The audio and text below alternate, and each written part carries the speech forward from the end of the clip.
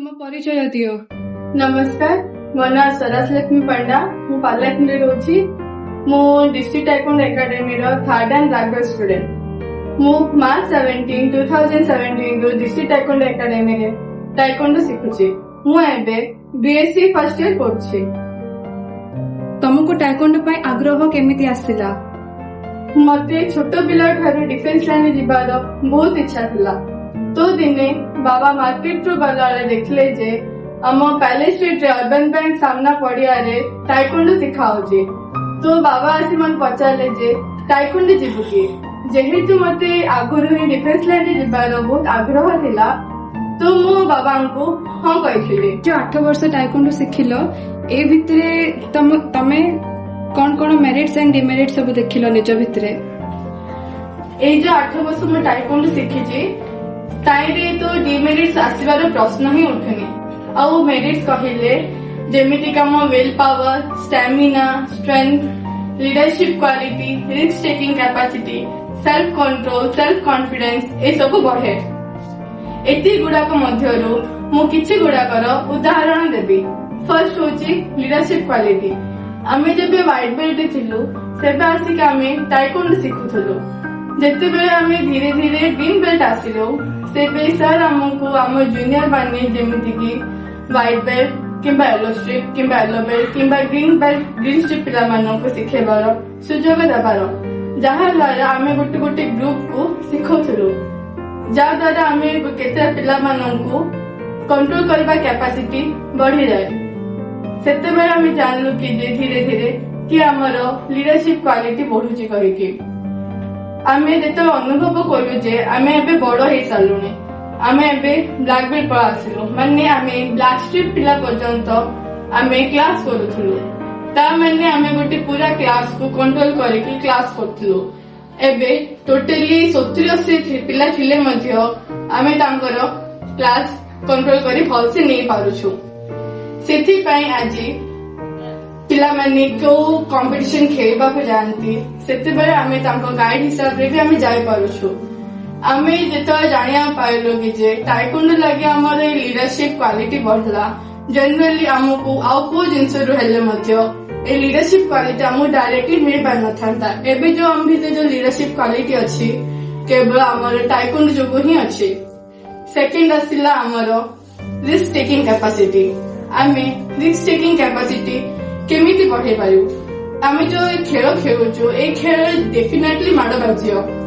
आउ को खेल रे माड़ बाजार चांसेस कम थाए, किंतु टाइकोंडो होची गोटे माड़ बड़ खेल। आइ रे माड़ खाइबा पे खेलार अछि किंबा निज आत्म सुरक्षा पई ए जिंसबु सिखिकी काउ खेले बाड़ेयार अछि।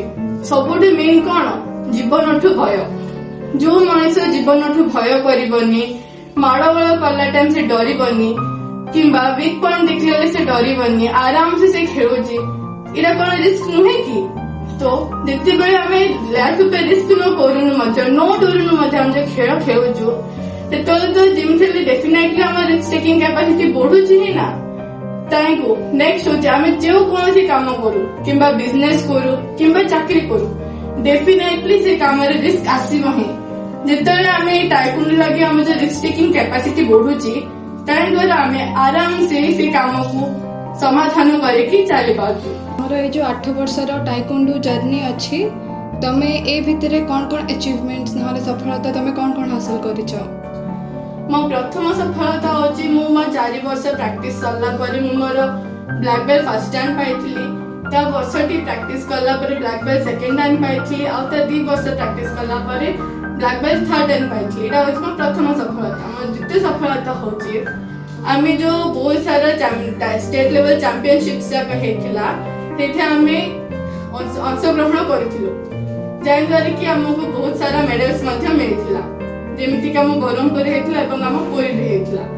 तापर होची बरमपुर एवं ढेंकानाल रे डिस्ट्रिक्ट लेवल चैंपियनशिप हेथिला, जाय रे कि आमे रेफरीशिप मध्य करिथिलु।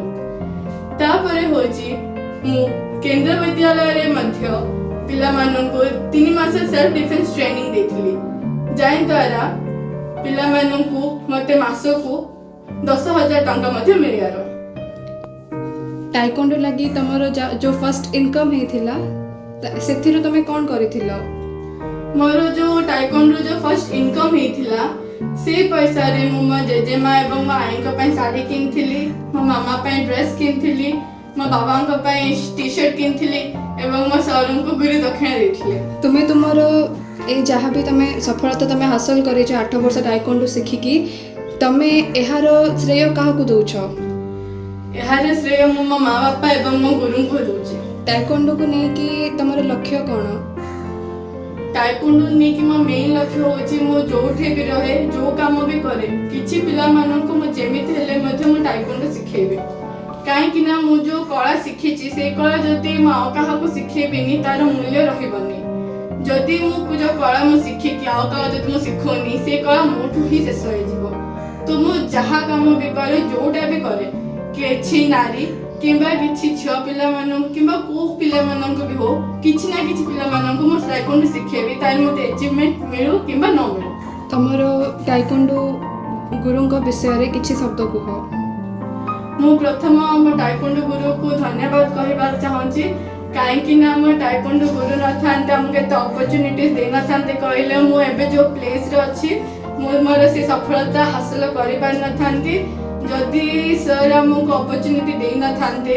ମାନେ ଯେମିତିକି କୋଉ ଅନ୍ୟ ଜିଲ୍ଲାରେ କଲର ବେଲ୍ଟ ଟେଷ୍ଟ ହୁଏ, ସାର୍ଙ୍କୁ ଇନଭିଟେସନ୍ ଆସିଲେ ବି ସାର୍ ଆମକୁ ନିଅନ୍ତି, ଆମେ ସେଠି ପିଲାମାନଙ୍କର ମଧ୍ୟ କଲର ବେଲ୍ଟ ଟେଷ୍ଟ କଣ୍ଡକ୍ଟ କରୁ କିମ୍ବା ଆଉ କୋଉ ଡିଷ୍ଟ୍ରିକ୍ଟ ଲେଭେଲ ଚାମ୍ପିଅନସିପ୍ ହେଲେ ବି ସାର୍ ଆମକୁ ଅପରଚ୍ୟୁନିଟି ଦିଅନ୍ତି ରେଫ୍ରିସିପ୍ କରିବା ପାଇଁ। ଯଦି ସାର୍ ଆମକୁ ଯଦି ଗ୍ରୀନ୍ ବେଲ୍ଟରେ ପିଲାମାନଙ୍କୁ କଣ୍ଟ୍ରୋଲ କରିବାକୁ ଯଦି ଶିଖେଇ ନଥାନ୍ତେ ତ ମେ ବି ମୁଁ ଏଟ୍ ପ୍ରେଜେଣ୍ଟ ଯୋଉ କେବିରେ ଟାଇକୋଣ୍ଡୋ ଶିଖାଏ କିମ୍ବା ଆଉ କୋଉଠି ଚାନ୍ସ ମିଳେ ମୁଁ ଯାଏ ସେଇଟା ମଧ୍ୟ ମୋତେ ହାସଲ ହେଇନଥାନ୍ତା। ଏବେ ମୁଁ ଯେତିକି କରୁଛି ହାର୍ଡୱାର୍କ କରୁଛି ଯେତିକି ମୋ ଭିତରେ କ୍ୱାଲିଟିସ୍ ଅଛି ସେ ସବୁ ସାର୍ଙ୍କ ଲାଗି ହେଇଛି।